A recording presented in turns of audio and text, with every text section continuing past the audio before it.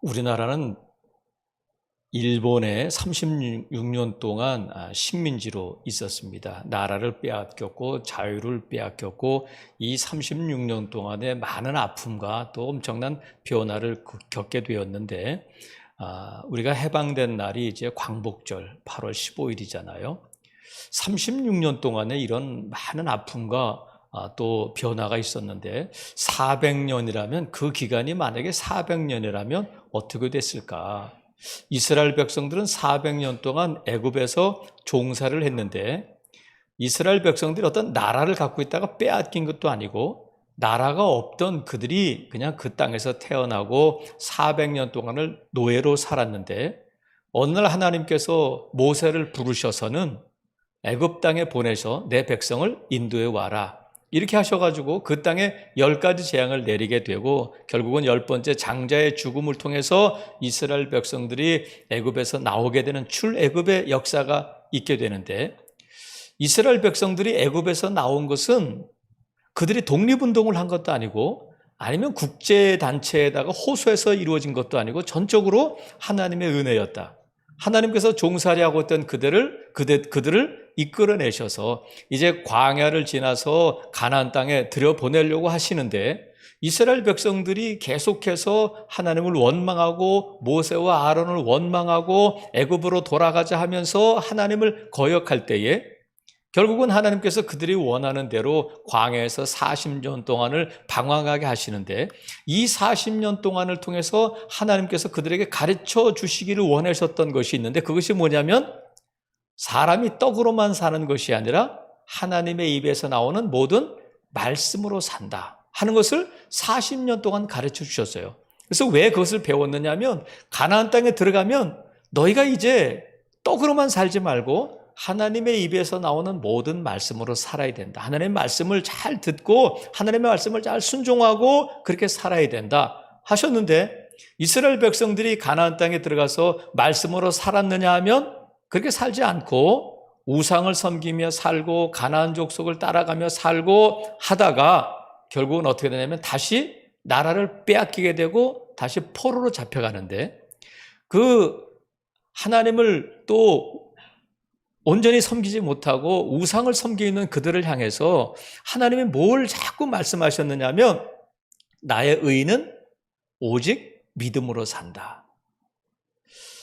광야에서는 말씀으로 산다 하는 것을 가르쳐 주셨던 하나님께서 이스라엘 백성들에게 다시 이제 포로로 잡혀가게 된 그들을 향해서 뭐라고 말씀하셨냐면 나의 의는 믿음으로 산다 이렇게 말씀해 주셨어요. 결국 그들이 포로로 잡혀갔다 돌아왔는데 다시 그들이 로마의 식민지가 되었을 때에 하나님께서 말씀으로 사는 거야 믿음으로 사는 거야 가르쳐 주셨던 하나님이 누구를 이 땅에 보내시냐면 독생자 예수 그리스도를 이 땅에 보내셔서 그 독생자 예수님이 십자가를 지게 하시고 누구든지 그 예수 그리스도를 믿기만 하면 구원을 받게 되는 죄인이 의인이 되는 원수되었던 자가 화목하게 되는 그런 역사를 이루셨단 말이죠. 말씀으로 산다, 의인은 믿음으로 산다 말씀하셨는데 하나님께서 믿음으로 의인이 되도록 하셨는데 결국은 말씀으로 산다, 믿음으로 산다 하는 것은 뭐로 산다는 말씀으로 이루어졌냐면 은혜로 산다. 왜냐하면 하나님께서는 저와 여러분에게 무엇을 통해서 이 구원을 주셨느냐면 은혜로 말미암아 그냥 거저 선물로 공짜로 이 구원을 주셨단 말이죠. 그래서 말씀으로 사는 자, 믿음으로 사는 자가 의인인데 그들은 결국 무엇으로 의롭게 되었고 무엇으로 사는 자냐면 은혜로 사는 자가 되었단 말이죠. 그래서 하나님께서 저와 여러분에게 예수 그리스도를 통한 전적인 은혜로 말미암아 구원받게 하시고 또 은혜 받게 하셨는데 그래서 저와 여러분은 구원받은 자잖아요. 어떻게 구원을 받았느냐면 이스라엘 백성들이 출애굽한 것은 전적으로 하나님의 은혜인 것처럼 저와 여러분이 죄된 세상에서 출애굽할 수 있었던 것은 전적인 하나님의 은혜였다. 그래서 구원받은 자들에게는 그때부터 모든 것이 은혜가 되는 거예요. 구원받은 자들에게는 구원받는 순간부터 모든 것이 뭐가 된다고요? 은혜가 된다. 그래서 사도 바울을 통해서 하나님이 뭐라고 고백하게 하셨냐면 내가 나 된 것은 하나님의 은혜다. 그리고 우리는 찬송가를 부를 때도 지금까지 지내온 것 하나님의 은혜입니다. 이렇게 찬송하는 자가 되었단 말이죠. 그래서 은혜로 사는 자들, 은혜로 구원받은 자들 가운데 오늘 고린도 교회 성도들도 마찬가지로 무엇으로 은혜를 받았느냐면 무엇으로 구원을 받았느냐면 은혜로 구원을 받은 자들이 고린도 교회 성도들이잖아요. 그래서 은혜 받은 이 고린도 교회 성도들에게 사도 바울을 통해서 하나님이 은혜에 대해서 뭐라고 말씀하시냐면 6장 1절에 있는 것처럼 우리가 하나님과 함께 일하는 자로서 너희를 권하노니 하나님의 은혜를 어떻게 하라고요? 헛되이 받지 말라. 은혜 받은 자들, 은혜 받은 고린도 교회 성도들을 향해서 뭐라고 말씀하시냐면 너희는 제발 은혜를 헛되이 받지 말아라. 그러면 지금 은혜로 구원받은 자들이 하나님께 받은 그 은혜를 헛되이 받고 있는 자들이 아직도 많이 있다는 거예요. 그러니까 이 편지를 써가면서까지 하나님께서 사도 바울을 통해서 고린도 교회에 무엇을 권면하고 계시냐면 너희는 은혜를 헛되이 받으면 안 된다. 이렇게 말씀하신단 말이죠. 그래서 은혜를 헛되이 받지 말라고 하시면서 그 뒤에서 무슨 말씀을 인용하고 있냐면 구약의 이사야서를 인용하였는데 보세요. 2절에 보니까 이르시되 이것이 이사야에서 나오는 말씀이에요. 뭐라고 되느냐면 내가 은혜 베풀 때에 너에게 듣고 구원의 날에 너를 도왔다 하셨다. 이게 이사야에 나오는 말씀인데 자, 이 말씀은 이 짧은 이 구절을 통해서 은혜를 간단하게 요약해서 설명해 주고 계신 거예요. 자, 보세요. 2절 보니까 내가 은혜 베풀 때 너에게 뭐 했다고요? 들었다. 그러니까 1차적으로 하나님의 은혜는 저와 여러분에게 임하는 하나님의 은혜를 간단하게 말씀드리면 뭐냐면 하나님은 들으신다는 거예요. 뭘 들으시냐면 하나님은 우리가 하나님하고 부를 때에 하나님은 들으셔요. 우리의 기도를 들으시고 우리의 신음소리를 들으시는 하나님이다. 왜 하나님이 이걸 들으실 수 있느냐 하면 언제 어디에서나 어떤 방법으로도 아버지 하고 부를 때에 들으시는 하나님이시라는 것은 하나님은 살아계시고 하나님은 언제나 저와 여러분에게 귀를 기울이고 계시는 분이 하나님이시다. 이게 은혜라는 거예요. 은혜 베풀 때 너에게 듣는다. 또 구원이 뭐냐면 간단하게 요약해서 말씀드리면 구원의 날에 너를 도왔다. 하나님의 도우심이 구원이에요. 하나님의 도우심이 구원인데 단순하게 우리가 구원받는 것을 예수를 믿고 죄로부터 구원받는 것, 하나님의 자녀가 되는 것, 그것만이 구원이 아니라 그것은 구원의 시작이 되는 거예요. 예수님께서 내가 온 것은 양으로 생명을 얻게 하고 더 풍성히 얻게 하리라 말씀하신 것처럼 생명이 더 풍성해져야 되는데 그때 뭐가 필요하냐면 구원이 필요해요. 구원이 뭐냐면 하나님의 도우심이니까 매 순간 은혜로 사는 자들에게 하나님의 들심과 도우심이 필요하다. 그래서 하나님께서는 우리가 기도할 때 응답하실 뿐만 아니라 그 응답이 무엇으로 나타나냐면 구체적으로 도우심으로 나타나는 거예요. 재정이 필요할 때, 건강이 필요할 때, 우리에게 사업에 도움이 필요할 때, 아니, 여러분, 하나님의 도우심이 필요하지 않은 사람이 누가 있겠어요? 그래서 우리가 하나님께서 우리 말씀하시는 것은 뭐냐면, 하나님께서는 우리에게 도움 주시기를 원하시고, 하나님은 저와 여러분의 그 부르는 소리를 듣기를 원하셔요. 그래서 하나님께서는 우리에게 은혜 베푸시기를 원하시는데 언제 우리에게 은혜를 주시냐면 2절의 하반절에 있는 것처럼 보라 지금은 은혜 받을 만한 때요 보라 지금은 구원의 날이라는 거예요. 언제 은혜가 필요하냐면 지금이다. 지금. 이것은 무슨 뜻이냐면 지금만 은혜가 필요하다는 것이 아니라 구원받은 자들은 매 순간 하나님의 은혜가 필요하다는 거예요. 하나님의 도우심이 필요하다는 거예요. 다른 말로 하면 하나님은 매 순간 우리에게 은혜 베푸시기를 원하신다. 하나님은 매 순간 저와 여러분에게 부어주실 은혜가 준비되어 있는 분이시라는 거예요. 오죽하면 하나님은 그냥 단순한 은혜를 주시는 것뿐만 아니라 은혜 위에 은혜를 더하시는 분이다. 이게 하나님의 마음이란 말이죠. 하나님께서는 지금 매 순간 저와 여러분에게 은혜 베푸시기를 원하시고 하나님께서는 저와 여러분의 은혜를 풍성하게 준비하고 계시다는 거야. 그래서 하나님의 은혜 베푸시기를 원하시기 때문에 저와 여러분은 매 순간 은혜를 받아야 하고 매 순간 은혜를 구해야 된다. 지금 이 자리는 어떤 자리겠어요? 은혜 받을 만한 때고 저와 여러분은 왜 이 자리에 있느냐면 은혜 받기 위해서 왔다. 믿으시면 아멘. 이것이 여러분의 고백이고 성경이 지금 하나님의 말씀을 통해서 우리에게 가르쳐 주시는 바예요. 너희들은 지금 은혜를 구해야 하고 구하는 자에게 하나님께서 은혜를 베푸시는데 그 은혜는 어떻게 나타나냐면 들으신 것이 도우심으로 나타난단 말이죠. 여러분, 저와 여러분이 하나님의 도우심을 매 순간 구해야 할 뿐만 아니라 하나님이 주신 그 도우심으로 사는 자들, 그들이 누구냐면 은혜로 사는 자들이다. 그래서 누구에게 이 은혜를 주시고 누가 이 은혜를 필요하는 자이냐면 사모하는 자잖아요. 목마른 사슴이 시냇물을 찾는 거지, 목이 안 마른 사슴은 쉬든지 또 풀을 먹든지 하지 시냇물을 찾지는 않아요.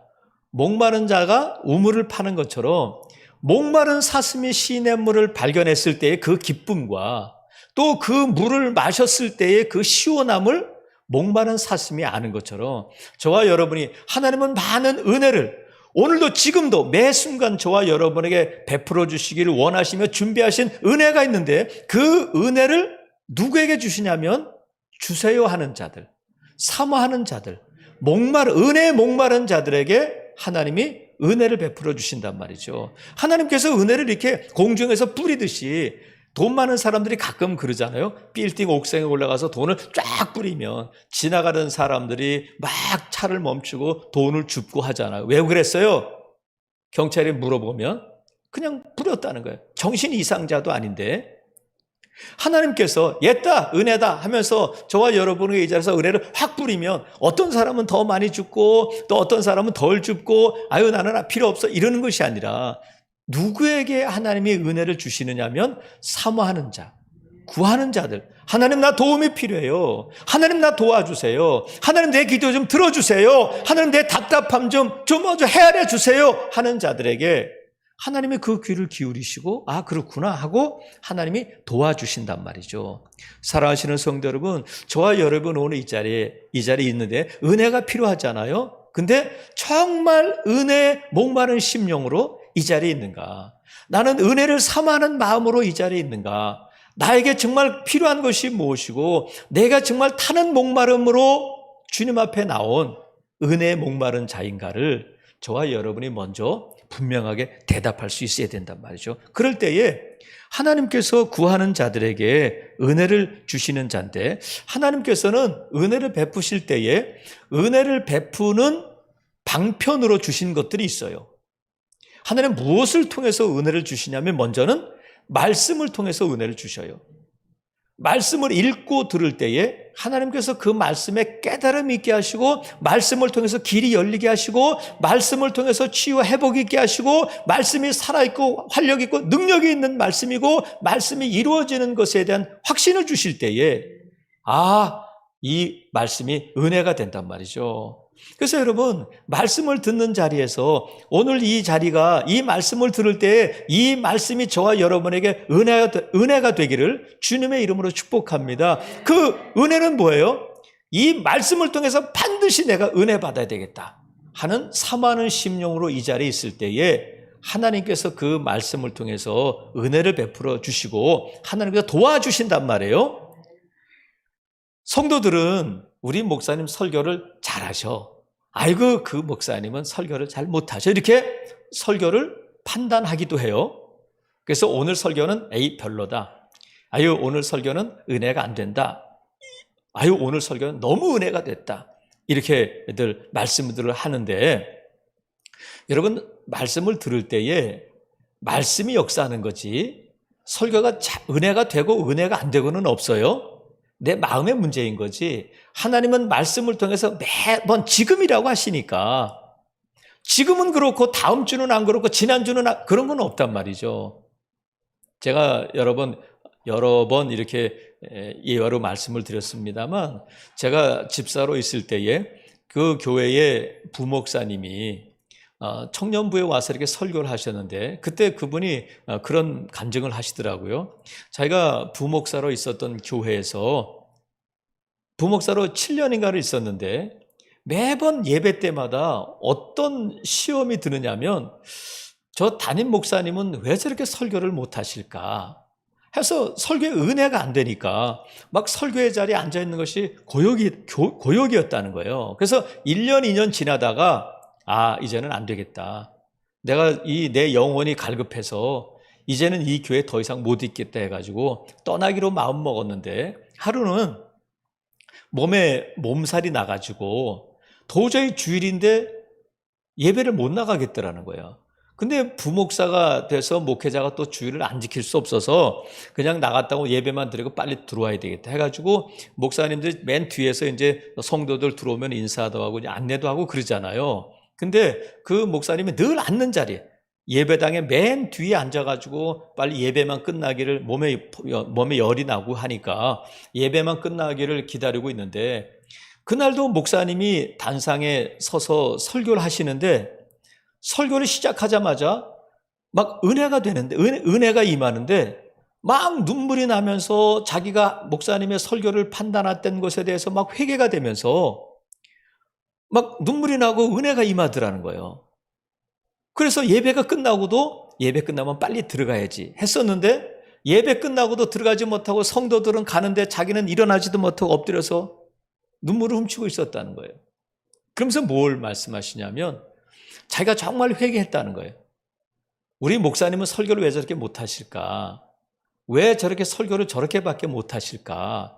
저 설교를 듣고 성도들이 과연 영원히 살아날까? 이렇게 판단하고 막 비판하고 했었는데 말씀이 역사하는 거구나. 하나님이 은혜를 주시는 것은 내 마음의 문제지 내가 은혜를 사모하고 은혜를 받아들일 마음의 준비가 돼 있는 것이 문제지 그 목사님의 설교가 문제가 아니구나 하는 것을 깨닫고 깊이 회개했다는 거예요. 살아계시는 성도 여러분, 저는 우리 성도들이 제 설교에 은혜 받으니까 이 자리에 있는 줄로 믿어요. 왜냐하면 하나님께서 저를 통해서 말씀하시기 때문에 그래요. 그래서 저와 여러분이 전하는 저도 그렇고 설교를 듣는 여러분들도 이 말씀이 지금 나에게 주시는 말씀이고 이 말씀이 내게 은혜가 필요한 나의 심령을 적셔주는 말씀임을 여러분 믿고 이 자리에 있기를 주님의 이름으로 축복합니다. 그래서 하나님은 말씀을 통해서 은혜를 주시고 기도하는 자에게 은혜를 주셔요. 은혜 받을 때에 들으신다는 거예요. 구원의 날에 도우신다는 거예요. 근데 그것이 뭐를 통해서 이루어지냐면 기도를 통해서. 기도는 뭐냐면 하나님을 아버지라고 부르는 자녀로서의 의무이고 권리잖아요. 그 기도는 뭐 어떤 자판기 같은 것이 아니라 기도는 관계다.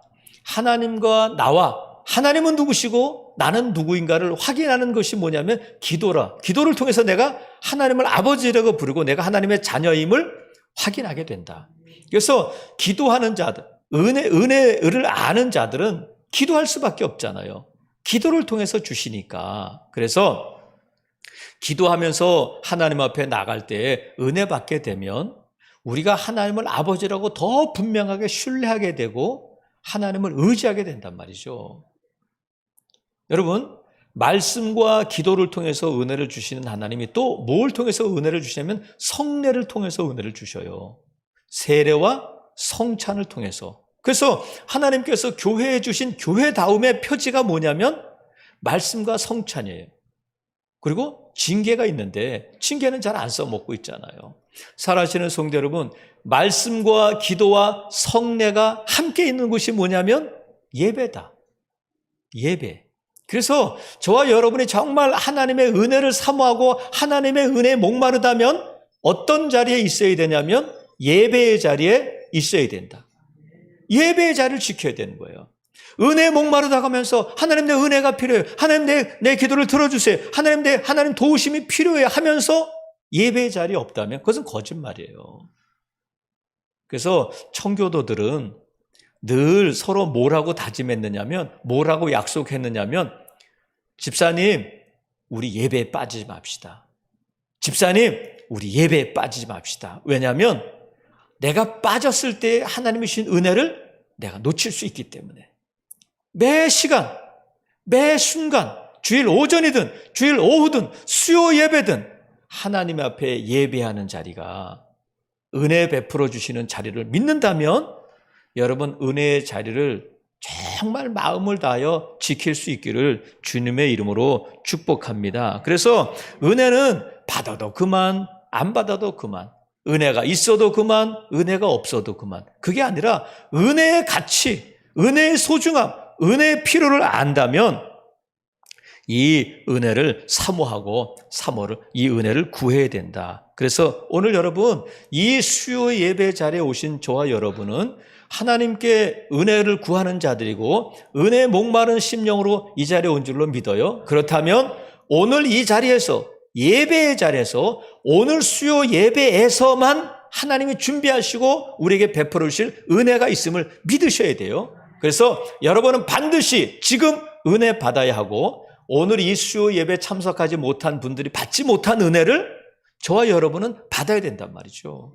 왜? 예배 자리가 은혜의 자리이기 때문에 그래요. 그래서 이것은 아이고 너무하다, 어떻게 그럴 수 있나, 그게 아니라 하나님께서 우리에게 분명히 말씀하셨으니 보라 지금은 은혜 받을 만한 때라고 말씀하셨기 때문에 지금 이 자리에서 여러분이 은혜를 받아야 된단 말이죠. 그래서 말씀이 오늘 이렇게 선포되는 말씀이 저와 여러분의 영혼을 새롭게 하고 저와 여러분의 삶을 새롭게 할 줄로 믿습니다. 그래서 은혜를 헛되이 받지 말라고 하는 것은 은혜의 소중함을 알고 은혜를 사모해야 된다. 그리고 은혜를 헛되이 받지 말라고 하는 것은 은혜를 이 소중함을 알고 은혜의 가치를 안다면 은혜를 전해야 돼요.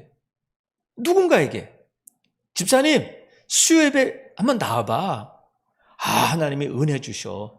집사님 새벽기도 한번 나와봐. 집사님 호렙산 기도에 나와봐. 금요 심야 기도에 나와봐. 은혜가 있어. 수요 예배 주일 오전하고는 다른 또 예배가 은혜가 있어. 이렇게 은혜를 아는 성도라면 이 은혜를 전하는 자가 돼야 된다.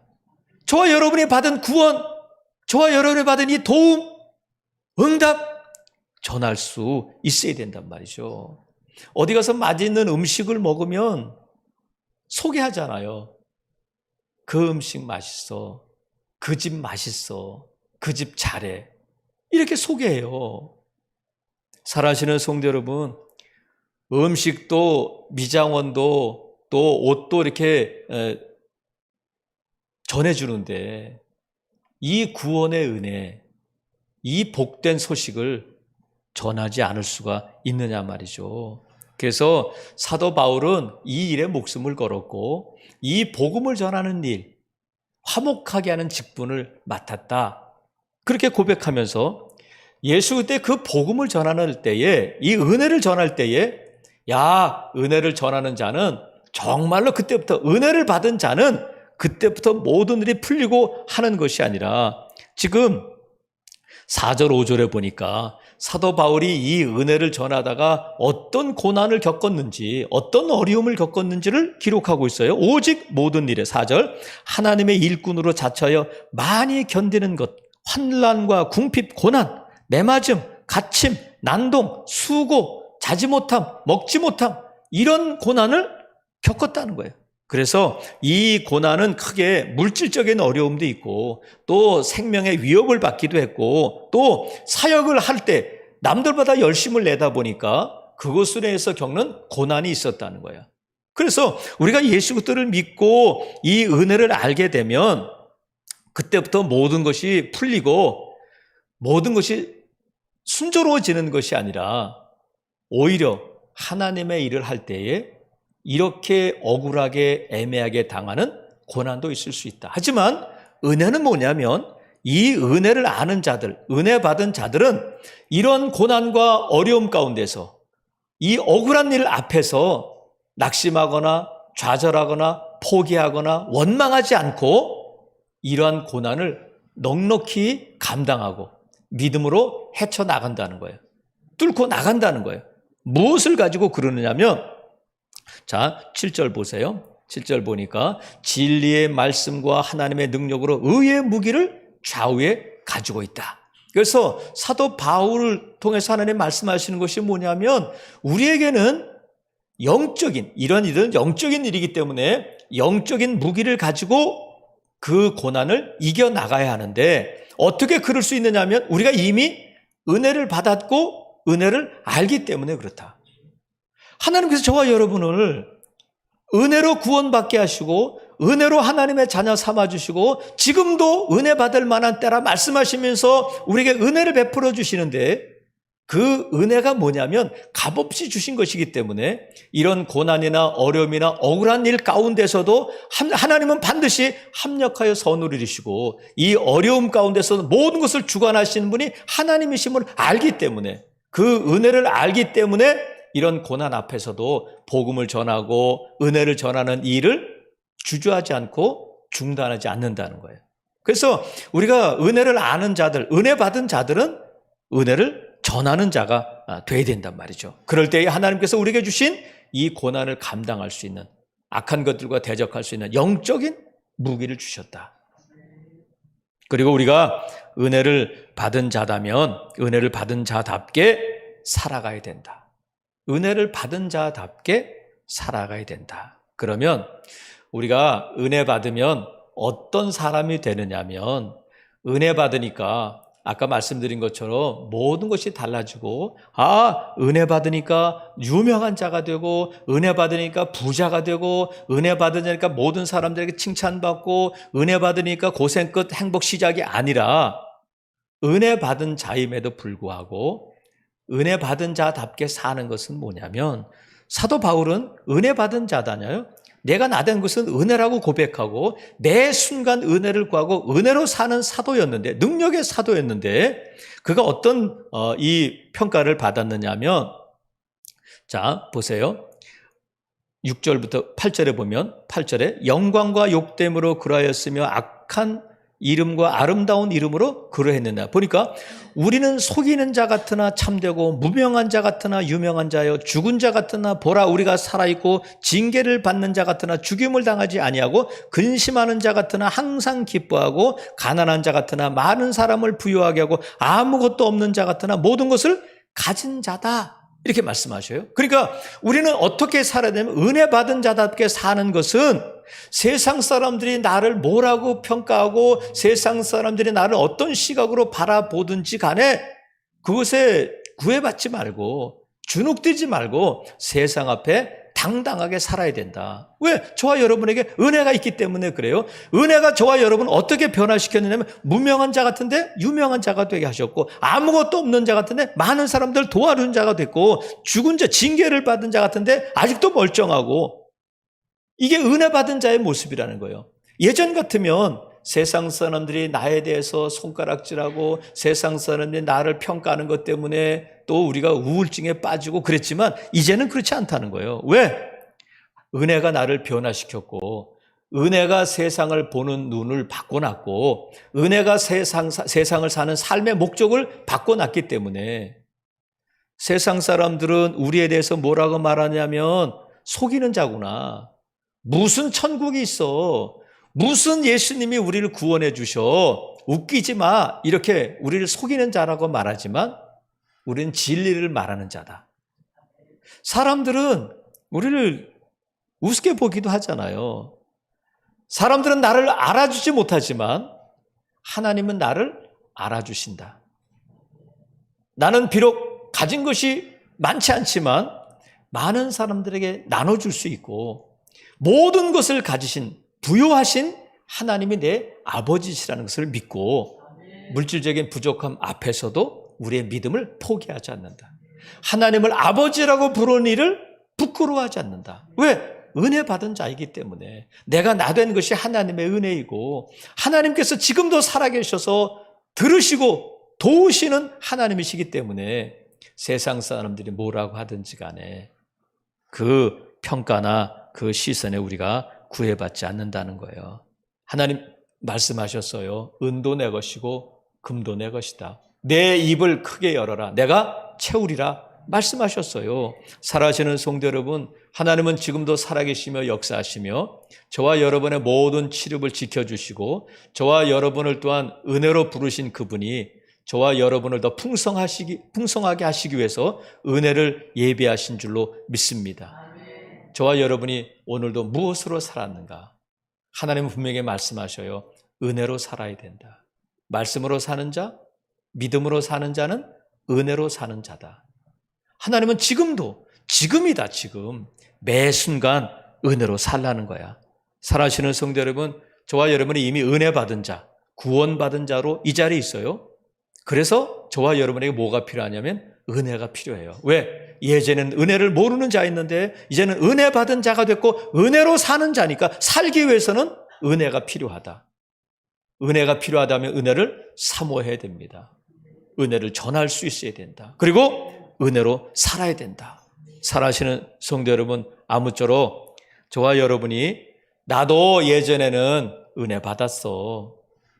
나도 예전에는 열심히 있었어. 나도 한때는 펄펄 날았어.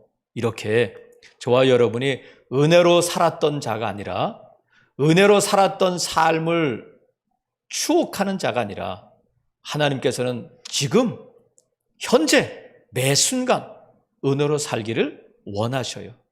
은혜로 살았던 자가 아니라 은혜로 사는 자, 그것이 저와 여러분의 모습이기를 주님의 이름으로 축복합니다. 그래서 하나님 말씀은 지금이다. 지금 매 순간 너에게는 은혜가 필요하고 나는 매 순간 너에게 은혜를 베푼다. 살아시는 성도 여러분, 저와 여러분이 오늘 이 밤에 이렇게 물어야 할 줄로 믿어요. 나는 지금 은혜로 살고 있는가? 이 질문에 답할 수 있을 때에 오늘 이 본문을 통해서 주시는 하나님께서 나에게 주시는 그 말씀을 은혜로 받아들이는 성도가 되는 줄로 믿습니다.